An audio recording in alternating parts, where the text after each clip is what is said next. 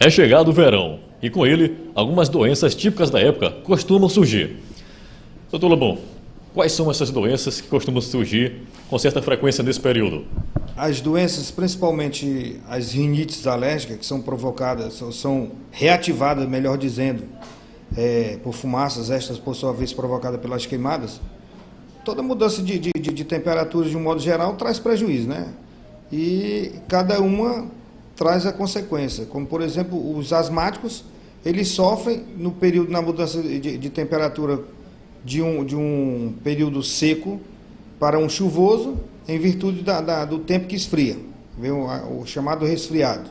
São doenças comuns e também os asmáticos eles sofrem com isso. A gente percebe que o brasileiro ele tem o hábito de se automedicar. Quais as orientações para essas pessoas que, porventura, são acometidas por doenças do verão? O conselho que eu dou é procurar um profissional da área de saúde, especialmente um médico, uma vez que eu sempre digo aos meus pacientes, o medicamento ele é tipo alimentação. O alimento que vai nutrir o indivíduo, que vai fazer com que ele fique saudável, é o mesmo alimento que poderá trazer doenças e consequências disso, a morte. O mesmo ocorre com a medicação. O medicamento que salva é o mesmo medicamento que mata.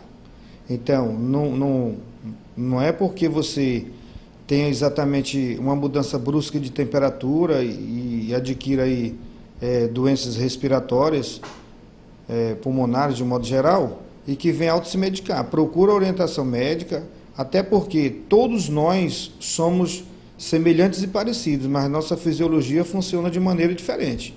Uma outra característica típica do período seco é a temperatura bastante elevada e com isso algumas queimaduras na pele.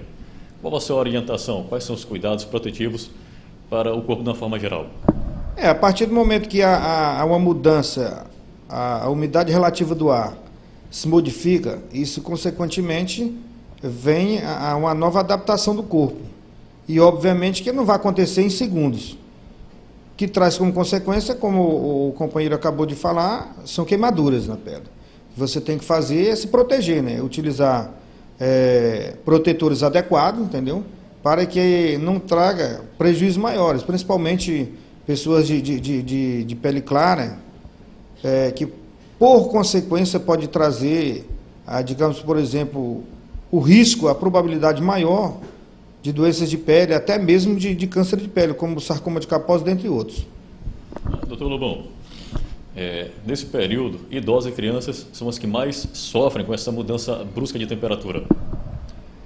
Idosos e crianças eles sofrem mais por um fator simples do ponto de vista, digamos que clínico. Uma vez que a criança e o idoso eles têm a imunidade baixa. A partir do momento em que você tem menor imunidade, ou seja, uma baixa imunidade, maior o risco, maior a probabilidade de desenvolver as doenças. De uma certa forma, as crianças e os idosos temos que tomar muito mais cuidado com elas em tudo, da pele ao o sistema como um todo, uma vez que a imunidade deles realmente são muito baixa.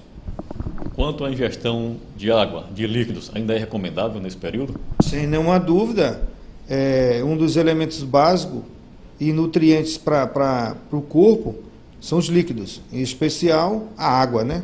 Por mais que você chegue a ingerir outros líquidos, porque existem alguns, né, fazendo propaganda contra, mas que pode trazer prejuízo. Um exemplo são refrigerantes. O refrigerante ele pode até ser ingerido, mas em larga escala, de uma certa forma, ele vai trazer outros prejuízos, tais como triglicéridos aumentados, dentre outros, porque todos os refrigerantes são compostos de gordura, e essas gorduras podem trazer exatamente problemas seríssimos para a saúde humana.